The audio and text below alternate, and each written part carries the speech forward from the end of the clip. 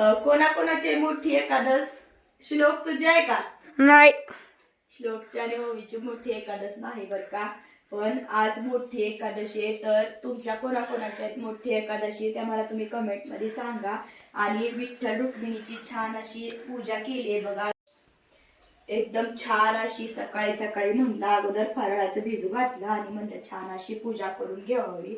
तर आज एकादशी आहे, तर विठ्ठल रुक्मिणीची मूर्ती ना माझ्याकडे काही जास्त मोठी नाही, छोटीच आहे. तर तीच मी इथं ठेवली आहे बघा. आणि छान अशी देवांची देवपूजा केली आहे. फुलं पण एकदम फ्रेश अशी उमलली होती बरं का आज. तर तुमची देवपूजा झाली का ते पण मला कमेंटमध्ये सांगा.